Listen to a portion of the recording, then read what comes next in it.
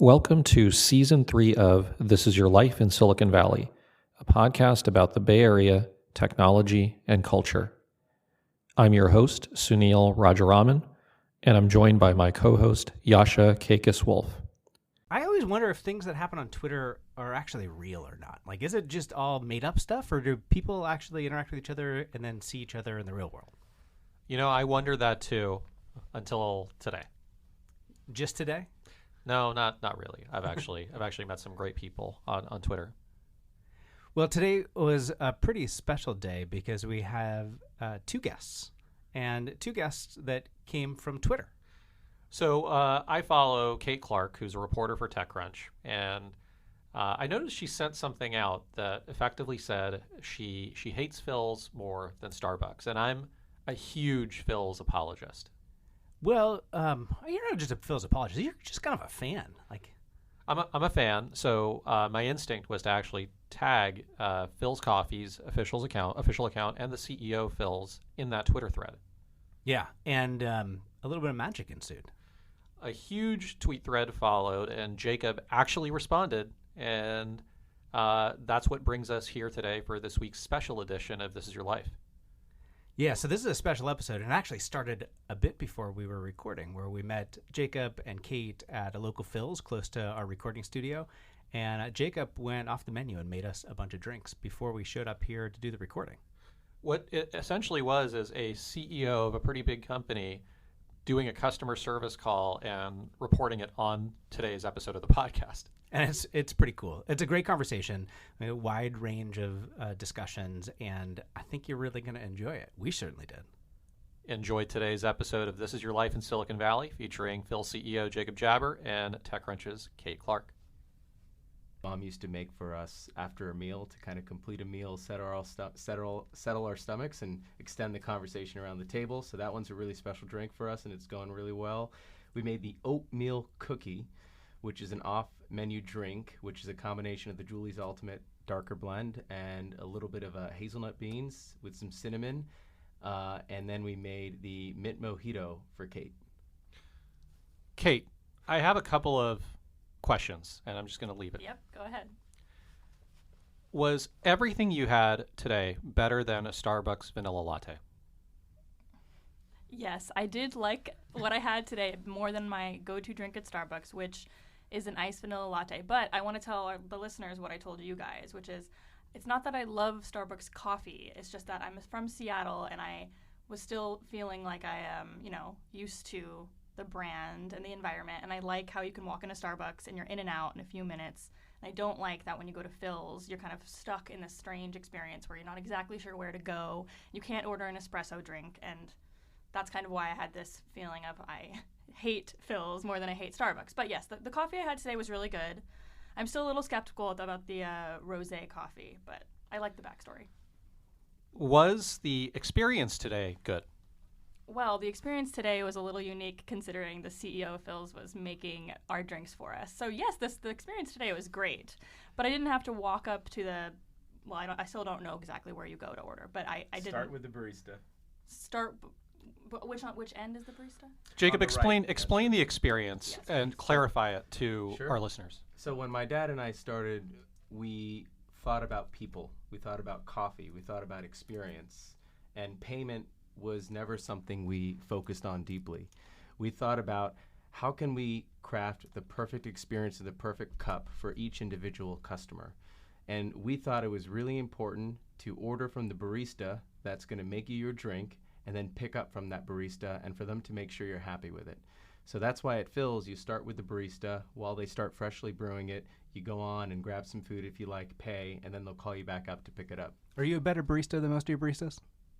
You know what? It's a competition right now. I mean, we have so many fantastic people, but every quarter we do something called Back to Roots, where everybody in the home office and the roasting facility, we all go to a store and do a shift, so you can have some empathy and you can practice your barista skills, and everybody also has to be coffee trained even if they're not working at the store. When you heard that story, Kate, as we were talking about it, did you think differently about Philz after that? We were talking a bit about, before we started recording, you being from Seattle, growing up in Seattle, and the experience around coffee and ordering coffee in particular is pretty unique there. Yeah, and I mean, in Seattle, everyone knows where the first Starbucks store is. Everyone knows the backstory of Howard Schultz. Everyone's so familiar with the brand. And moving to San Francisco last summer, I saw Philz, but I had no idea about anything about the backstory. So yes, it definitely changes how I feel about the company and changes how I feel about specific drinks, knowing that there was so much thought put into it. And it will probably encourage me to visit Philz more in the future. So there are over 4 million ways to enjoy your cup. There is something for everyone. If you're a coffee purist and you love a great quality black cup of coffee, we have something great for you. And if you like something a little sweeter, we have something great for you. 4 million? Is that real? There are over 4 million ways to enjoy your Philz. There are 15 blends. There are a multitude of ingredients we could incorporate. We have cardamom spice, which we include in the Turkish and the Philharmonic. Yeah. We also have cinnamon, we have nutmeg and clove, which we make with our chai. And when you combine all of these things and you mix and match and you have half of one blend or half of the other, it adds up pretty quickly. So yeah, we've actually calculated that. I think it's 4.5, maybe a little bit more now since we've added So a disclosure to today's listeners, no one on this show has any affiliation with Philz as a shareholder, as an investor, or anything, and we're not doing advertorial content for Philz. I just want to point that out. Well, what we did learn, though, actually, when we were drinking our coffee is that Michael Arrington, the Techcrunch founder, is an investor in Philz. Okay, so there is a conflict. Of course there's a conflict. Yeah. Okay. It's just loose affiliations. I don't think we have like any yeah. SEC, FCC regulations that we have to follow for our podcast, do we? No, I don't think so, but there is no like ethics breach here. So let's veer off topic for a second because I want to finish up with Kate's tweet. We'll really, I just want to go back to that. But, Kate, where are you from? How did you get here? And tell us about your journey to the Valley. Yeah, so just as I mentioned, from Seattle, grew up there. I moved to San Francisco about 9 months ago, so I'm still very fresh. I moved here for a job at Techcrunch, so I'm a journalist covering tech startups, and this is just where all the startups are. So when you were growing up in Seattle, was there a point in time where you were like, I have to move to San Francisco. I want to move to San Francisco. San Francisco is going to be my city. Definitely not. I mean, Seattle is known, of course, for Amazon and Microsoft, and it does have a really huge tech ecosystem and a community of tech workers. But growing up there, it was not something that I was close with or thought about, and I wanted to be a newspaper reporter, like boots on the ground, didn't think about covering tech in the slightest. So I never thought about moving here. It wasn't until maybe a year or so before I did that I was like, that's probably makes sense for me to go there, considering what I now cover. Jacob, tell us about your, where you're from, how much time you spent in San Francisco. It sounds like you're a native. Yeah, I was born in actually South San Francisco, not too far from here. And the original Philz used to be a grocery store in the Mission on 24th and Folsom. So growing up, when I reached 10 years old, I started helping my dad after school at the grocery store. So I spent a lot of time in the Mission, but I'm proud to be a native here. Did either of you get in a lot of trouble as kids? Like, so in high school, what was the worst thing that you got, punished for or faced a ramification for? I was playing basketball one day in high school on the courts during lunchtime, and I was a little bit rough with one of the kids, and he was a little rough with me, and before you knew it, we started swinging at each other, and then I got suspended, but then a couple weeks later we became friends and apologized to one another. So that was like the worst. That worst feels that pretty happened. tame. So you're like kind of a goody two-shoes through and through. That's what you're saying. Growing up, I was so focused on Diablo and StarCraft, playing those games. So I would spend a whole ton of time nerding out, playing those games, strategizing, and that actually was a great lesson for me in business, those two games specifically, because they require planning, strategic thinking.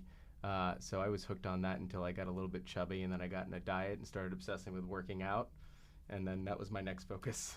We're going to come to you in a second, Kate, so hopefully you're thinking about the thing that you did that got you in the most trouble as a kid. But Jacob, was there a point in time where you were like, I have to explore outside of San Francisco? No, not really. I think that I have family in different places, so I spent a lot of time in Los Angeles. But I think the city's wonderful, and it's really beautiful, so I'm definitely not tired of it. I love traveling and seeing different places, and now that there's Philz in other places, I get the chance to visit and explore other cities, but I do love the city. Kate, Yeah. what did you do as a kid that got you into so much trouble that you're embarrassed to tell anybody except for our listeners? Well, I had a pretty untraditional childhood in that my parents traveled a lot for work, and when they were around, they didn't have any rules. So I never got in trouble because they didn't care what I did. So I never have I have no stories of my parents punishing me for any kind of bad behavior because they were just like, you can leave the house whenever you want, you can do whatever you want. It was very relaxed. Well, I had a big party once where it got busted by 15 squad cars. There's not a lot to do in Eugene, Oregon. Wow. It wasn't that That's kind fun. of a crazy party. And one of my friends who we played football together, and he was like the star of the team in the state, ended up climbing up a tree to hide from the cops. That was my story. What about you, Sunil? I haven't even gotten a parking ticket. What? Yeah. I mean, you grew up in Cleveland. You had to have done bad stuff. I didn't grow up in Cleveland, as we talk about every single episode. But I see after a year of doing this, we're still going over this. I was born in Saratoga. I went to high school in Cleveland. That's kind of the same thing. But you know, I'm sure if I thought back, maybe there were things that I would share. Nothing. Thanks for having everybody else share, but you keep them close to the vest. That's good. That's the key to good That's good. interviewing. Yeah. Okay. Yeah, definitely. So let's talk about the tech community for a second, and I'm curious to hear both of your takes. You have very, very different angles into this. You cover tech all day, Kate, and Jacob. You serve probably large portions of the tech community. What is something that the tech community is doing really well, and what's something that the tech community is doing that they really need to vastly improve on quickly? Doing well. What the tech community is doing well. I mean, I think everybody is trying really hard to, you know, are we talking like, what are they doing well in San Francisco specifically, or are we talking? And let's take it as a San Francisco specific, Silicon Valley specific question. I feel like it's hard for me to compliment the tech community. I feel like all my thoughts are a lot more critical because I just tried really hard and was like, I can't think of anything.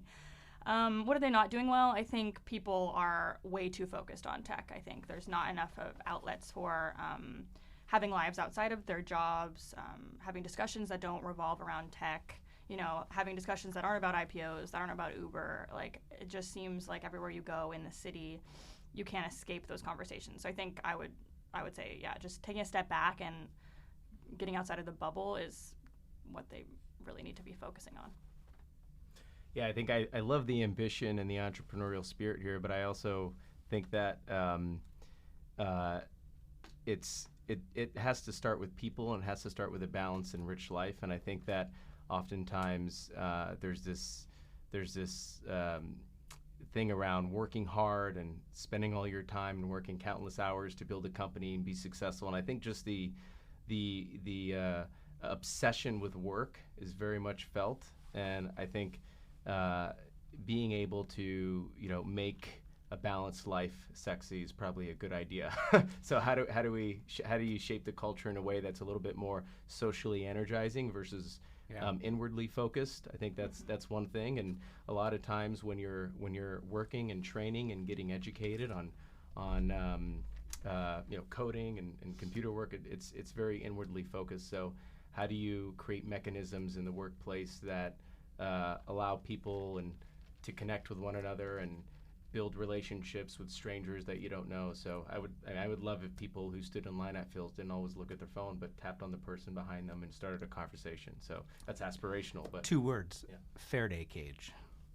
Just that could be part of the feature of all the You Philz stores. just went over everybody's Oh, head. come on! A Faraday cage is Faraday cage, what is that? It's like the metal mesh that goes over the top of a particular area that you want to protect from electronics. So if you dropped a Faraday cage inside of all of your stores, No, Yeah. don't do that because Yes. I hate that Blue Bottle doesn't have Wi-Fi. oh, interesting. Can you do? We Have do. Wi-Fi? All of our stores And carry I need Wi-Fi. Wi-Fi because I'm on the go and I'm working and I can't go in. I'm going to a coffee shop to get food or a coffee and like I wouldn't want that. Yeah. So bad idea. Don't do that. I think the fundamental problem is that social isolation causes stress. Yeah.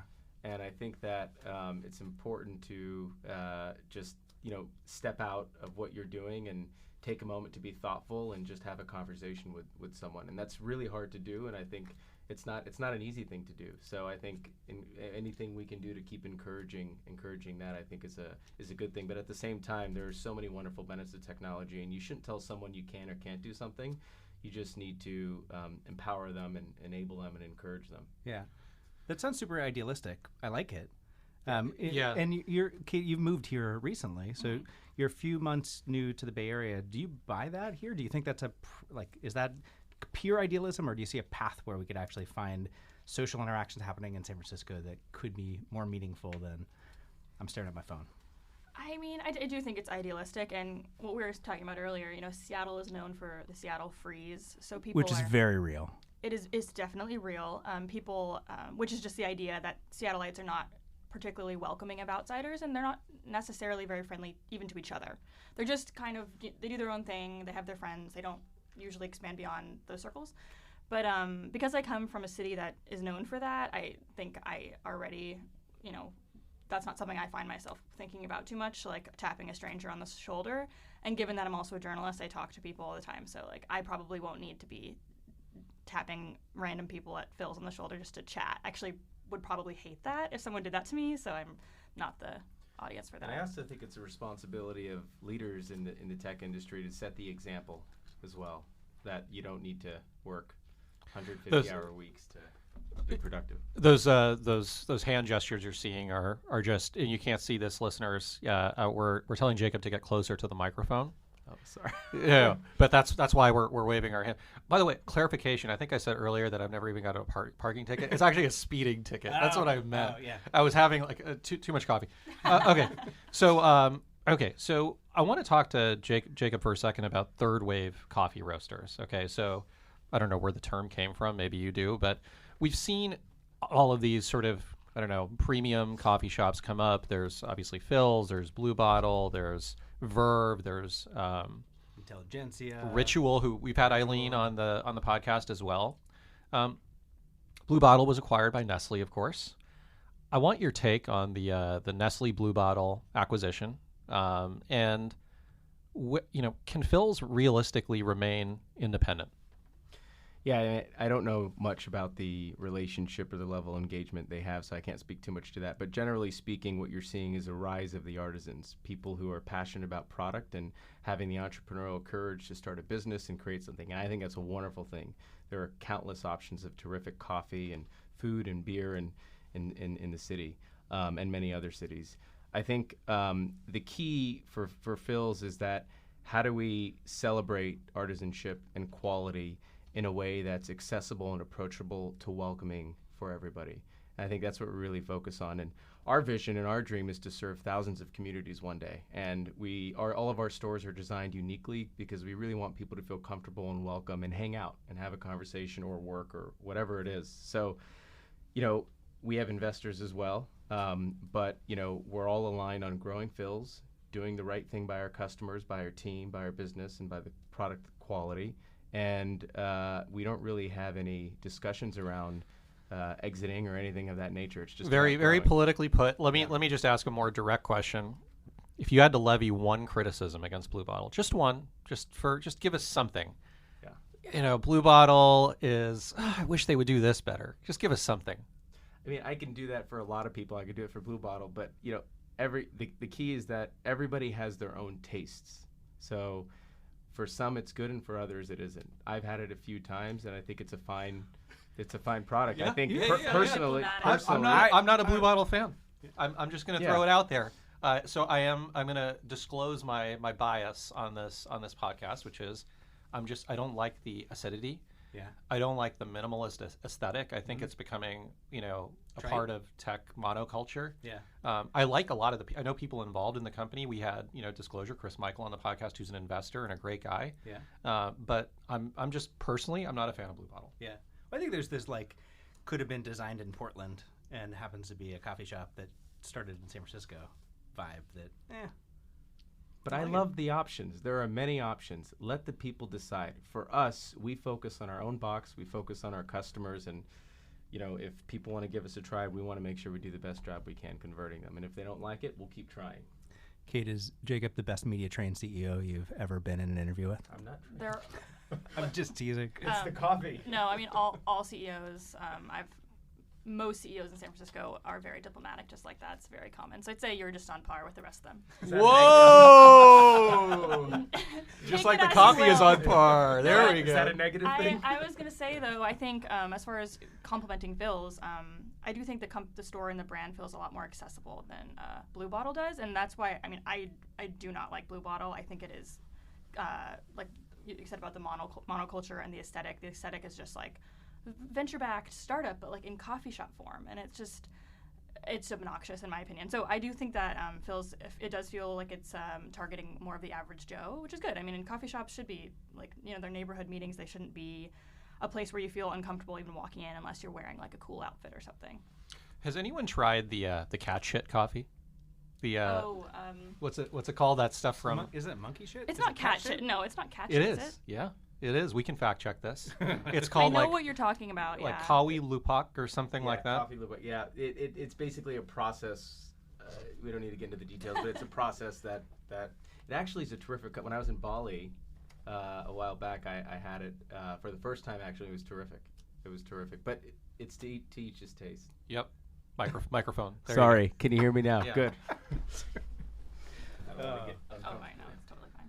So, hot take from both of you. Okay. Best restaurant in San Francisco. Your favorite, not best. Your favorite right now restaurant in San Francisco. Kokari. Kokari. Kokari is my go-to. Absolutely. This is Awesome. this is troubling. fantastic. Disclosure, also my favorite San Francisco restaurant, Evian, my favorite in Palo Alto, owned by the same guy who was my dentist growing up. Yeah. Oh, wow. I mean, Yeah, Kokari, Evia is my second favorite. Kokari on the time during the month where they have the goat stew, best place. Oh, I haven't had that. Yeah. What kind of food is this place? Greek, Mediterranean. Yeah, it's terrific. Lovely. Yeah, they do a The, goat stew. the bring the octopus spit in and the do it. fried cheese, saganaki. It's fantastic. It's so awesome. good. See, I feel like listeners are going to listen to this episode and think that, like I'm extremely biased, which of course I am, but I feel like I have to throw in a couple of hardball questions in there. Okay, let's talk about. We're not done with the restaurant questions. We got one person's hot take on a restaurant. Oh yeah, Mine. I totally interrupted, but because I just had a thought top It's of because mind, and you've we had just happened too to have, much coffee. I have had to too be much honest. coffee. Um, I apologize, Kate. Okay, well, I haven't gone to a ton of restaurants, so I feel like this isn't fair, but to me, since I just moved here. But I really like RT Rotisserie. Do you guys know that one? I don't. I also don't go to expensive restaurants because, journalist salary, so. What is RT Rotisserie? So there's this, I'm going to butcher this, but there's I think a Michelin star restaurant chef guy who has a really fancy restaurant, and this is like a spin out. It's like rotisserie chickens and chicken sandwiches, and it's amazing. Ooh. Could we walk from here? Like that kind It's of in place? Hayes Valley. Oh, that's not really walkable from here. We could take the Muni. Or Yes. I'm just staring at this is Uber strike day. Everybody is laughing because I was that guy. I took an Uber. I had a long way to go. It was $4. It was the strike wasn't working. You're the guy that crosses the picket line when the teachers are out striking, aren't you? No. Just checking. All right. The operations of Philz. Yep. It kind of feels like a clusterfuck at times, right? Like you walk into the store. This was the original criticism that Kate was levying, and we saw a couple other people on that thread say they're stressed out when they walk in. And I had a couple of people who reached out to me just sort of separately saying, "Yeah, it's like really confusing when you walk there. It's disorienting." What is your response to folks like that? And do you receive any criticism or thoughts on the operations piece of it? Yeah, tying back what I was saying first about how do you enable a personal experience. So the steps of the journey result in having to start with the barista, then going to pay and going back to pick up. So some of the legacy stores are not designed in a way that's conducive to a better flow. But if you go to our newer stores, it's a lot more intuitive. But it's really simple. Here are the steps. Start in the line where you order with your barista. Typically, there'll be people in line, so you follow the line. Once you order from your barista, head down to the payment register, pay, and then step back. There's usually a pew where you can sit and wait in front of the baristas, and the person that you order from will call it up to ask you to make sure it's perfect before you leave. Kate, do you agree that process is intuitive? No, I mean, I think hearing you explain it, it sounds a lot simpler than it is. I do think it's confusing. I understand if you go to Philz a lot, it's going to feel very second nature. But for me, so I think I'd been to Philz twice before today. And I know both times I walked to the wrong spot and I said, "Can I have a latte?" And they said no. And I was like, "Why don't you have that?" Which I want to know, why don't you serve espresso drinks of any kind? Yeah, well, every it's back to the philosophy that the best cup of coffee is the one that's made to your taste. So we believe that the process that we have allows us for the best customization, but it's also a process that takes up space, and you need multiple baristas. So we wanted to focus on being really, really good at that versus having a multitude of different options. But we're also getting a lot. Most of our customers convert from latte drinkers to Philz drinkers, so we're getting a lot of conversion. But anything new and different is new and different. So, but people that have come for the first time, the feedback that I get is if they are confused, they self-correct, right? And usually the barista will walk you through and guide you. But if not, you learn it, and then the next time you come in, you self-correct. And if you hopefully don't make the same mistake. Kate and I were talking about this in the store. I'm super introverted. Like when I go into a location where there's a bunch of people that I don't know, I'm like, I get all the pangs of anxiety. And I don't know that, Kate, I would put you in the same bucket as me. But as we were talking about Philz, it's overwhelming when you come in because it's very busy. Hot take, another business idea, because everybody loved the Faraday cage idea. Do like a separate line for introverts. Or like maybe you pick up a little card that you just slide up to the baristas. They know that, like, just help me guide through. We have a mobile app. You don't even need to talk to anybody. You can just go on your mobile phone, order, pay, and then you walk in, and it'll be sitting there at the pickup station, and you don't need to talk to anybody. So that's an alternative experience. But the app doesn't walk you through the 4.5 million different types of. Well, hopefully this podcast helps. So download the app, and we'll give you some recommendations. But I mean, people learn it. Anything new is a little bit different. But we have lines. We have people who love the product and experience, and we try to take feedback and improve where we can, but we want to make sure we do it in a way that doesn't mess with what we think is really important in the experience. Do both of you see yourselves in San Francisco for the rest of your lives? No. Okay. Where will you be? I don't know where I'll be the rest of my life, but I think maybe a few more years here. I wouldn't want to stay forever. I'm interested to hear what you think growing up here, but I would like to move to New York, and then after that, somewhere where I can afford to live like somewhat normally. Yeah, hopefully I don't need to decide just one place. I love San Francisco. I always envisioned myself having a place here, but I also love Los Angeles. I love the city, and there's more places to see, but I'd also like to have a place internationally too. I don't know where, when, but at some point, if I'm lucky, I'll get to that point. But I love San Francisco, so I always see myself having a hub here. Are you optimistic or pessimistic about the future of the city, given current state? Well, I think it's hard to be optimistic, but I am optimistic because I think over time people come together and figure it out. I don't know that the government is going to solve the problem. I think it's going to take individuals, organizations to help solve the problem. Tell me what the biggest problem the government has posed to Philz so far to date. Has there been anything that San Francisco has done or imposed or really any city for that matter? No anomalies. I would say there's no anomalies or nothing out of the ordinary. No, I don't think so. There's nothing that comes to mind. Kate, how about you? Optimistic about San Francisco, the future of San Francisco? I mean, I haven't been here so long that I feel bad making predictions, but I still can. I think, given what's happened to Seattle, it's transformed so much because of Amazon. I think San Francisco is definitely at the point of no return. And I'm just now learning about the history of the city and, Summer of Love and all that stuff, and it just seems like so little of that remains. So would say no, not optimistic. Yeah, affordability is the biggest, right, for folks, even folks that work in our workforce, right? It's even if you're making $20-$25 an hour, sometimes I wonder, it's like, how do you find a place here and be comfortable? So I have empathy for that, and I don't know how to solve that problem. So I do think there's some work that has to be done to enable a good quality life for the working class people who are doing so many great things for the city. Did your mayoral candidate that you voted for win in the last election? No, Ed Lee. Unfortunately, God rest his soul, but Ed Lee was a good friend of my dad and I's, and a great customer. But we'll just see how the issues get handled. So far, again, it's hard to be optimistic, but I think over time, usually things have to get worse before they get better.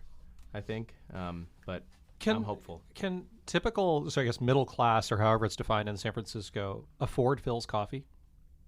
Yeah, I mean, I can't speak for anybody's finances, but a bridge toll is $6 and a cup of Philz is $4 or $5. So, it depends. I mean, for me, the way I see it is it's a daily luxury. Bridge is $6, by the way. I thought they were like 12.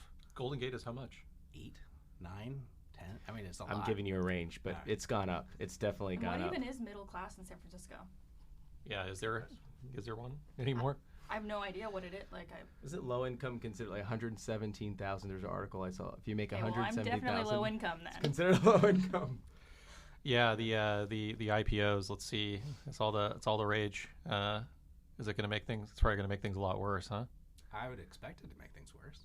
Do you have shares in any of these companies that I'm not aware of? I have Disclose. I have no shares in the companies that are IPOing or just have IPO'd over the course of the last couple of weeks.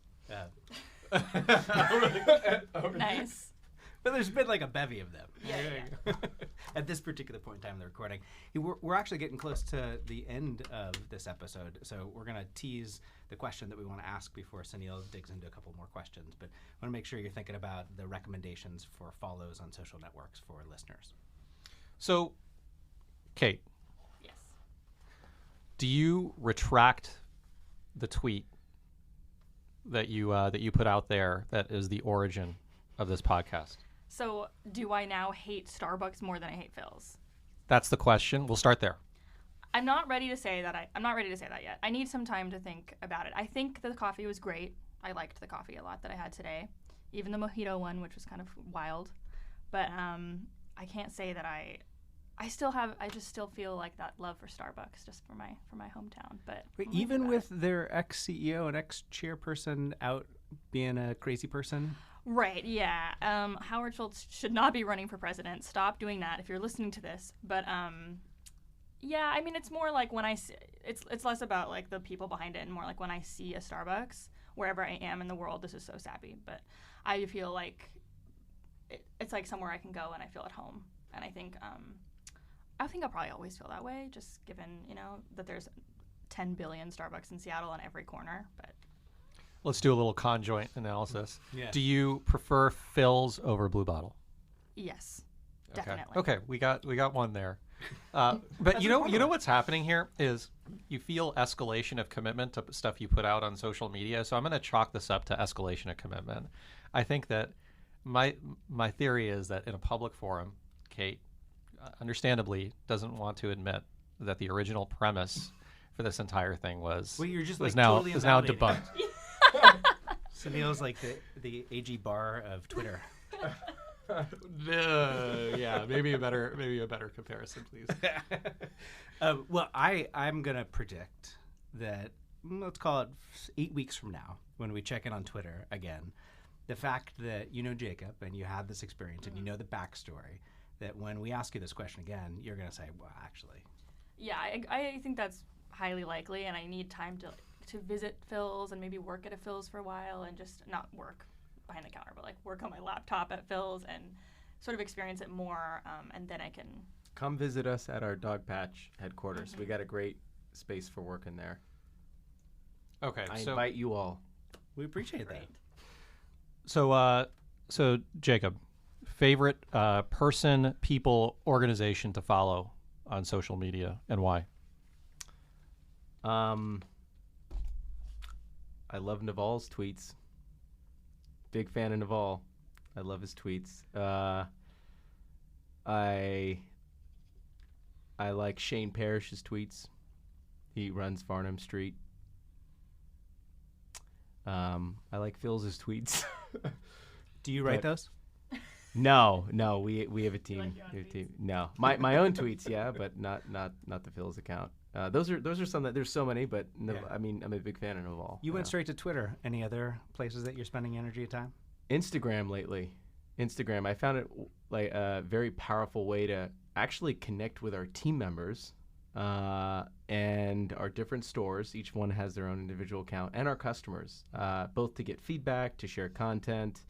We're opening in Chicago, so talking a lot about that. So I'm still learning, and I've just started using it a little bit more, but Instagram is probably 75% of my social media use. Wow. You a shareholder in Facebook also? Just kidding. Kate, same question for you. Yeah, I basically live on Twitter. But for some reason, I'm trying to, my favorite accounts, the first thing that comes to mind is Mike Isaac, which I know you guys had him on the show. We love Mike. I love his tweets. He's hilarious. Yeah. He has a newsletter now, too, that I think is hilarious. And I think I also follow, like, pretty much only journalists on Twitter. So the other one that comes to mind is Kara Swisher, which is, like, she's just... We've had her on the show, too. Yeah. Oh, I haven't heard that one. Oh, yeah, it's a good one. Yeah, she's one of my journalism idols.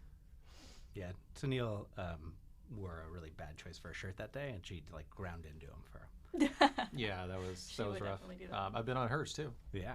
How much do you sleep a night? I sleep really well. I probably sleep around 7 hours a night. How many cups of coffee do you have? Every day, probably 4 to 5. Yeah. I start with a Tesoro with honey and cream, and then I have another one, and then I either have a third one or I get the oatmeal cookie, and then I have a rosé, and then if I feel it, I'll have another oatmeal cookie. Kate, do you sleep? Do you drink coffee? I do How many? sleep, and I drink a lot of coffee. I sleep more than that. I sleep maybe like 8 hours a night. I'm definitely sleeping is definitely one of my secret weapons. But I drink probably like 3 to 5 cups of coffee a day. But I'll drink like just out of black coffee, like the cheapest coffee you can buy at the grocery store. Like I wouldn't be having those pour overs and things at home. But then at the Sunil's office, facial it's Keurigs. expressions are fantastic right now. Yeah. Like, how many do you have? Like a half a cup a day? No, Like I table full? have 2 cups, but both usually before 12, Oh. and I won't drink any after. This is an exception. Yeah. I drink it all day long, any hour of the day. Yeah. And you sleep well? I find a coffee before sleep is great. Yeah. An espresso at night, and then go to bed 45 minutes later. I'm good. Well, this has been incredible. What an experience to get the CEO of a company to respond essentially to what amounted to a customer service complaint, and do a show about it. So thank you, Jacob, and Kate. Thank you for also agreeing to do this. I mean, it's like you put it out there and you owned up to it. Yeah, thanks for having me. Yeah, it's a Thanks for treat having today. me. Thank you both. So just so everybody can have a picture of this, Sunil's holding his hand up, and it's shaking probably like a half an inch in every direction, just like total jittery. And I'm going to let everybody know that I'm kind of feeling the same way too. Like my heart's beating a little bit faster. And that's not just because I really enjoy my time in the recording closet with Sunil. It's because we've probably collectively drank about 6 cups of coffee over the last hour and a half. This for sure sets the record of amount of coffee I've had in a single day. Probably not just the amount of coffee in a single day, but the amount of coffee in a single day past noon. This is really breaking protocol for me, but I'll say that it was definitely worth it. It was totally worth it. And even if we don't sleep tonight, we had a great conversation, and it's I think a good lesson for all of us to learn. Like the CEOs in the Bay Area, the reporters in the Bay Area, the people that are setting the tastes and kind of writing the record are all pretty approachable. Yeah, I was. That was my takeaway too. It was really a nice human moment to have this virtual interaction happen, and then bring the two people together and have a normal conversation about it. Yeah, we had a discussion a couple of seasons ago with the CEO of Ritual, and I've been a steady buyer of Ritual, and I bring the bags home, and I make coffee at home with Ritual. I've been a fan of and buying from Philz over the course of the last few years, mostly in store. And I got to tell you, just learning more about the backstory there makes me want to be an even bigger fan. Yeah, I really enjoyed it. We really hope you enjoyed today's episode as much as we did. Follow Jascha at Kakis, Kaykas. You can follow me at SUBES01. And like we always ask, if you enjoyed this episode as much as we liked making it, please go back to the app that you found the podcast on, rate us 5 stars, and leave us a comment. It actually helps more people find this podcast. Thank you very much.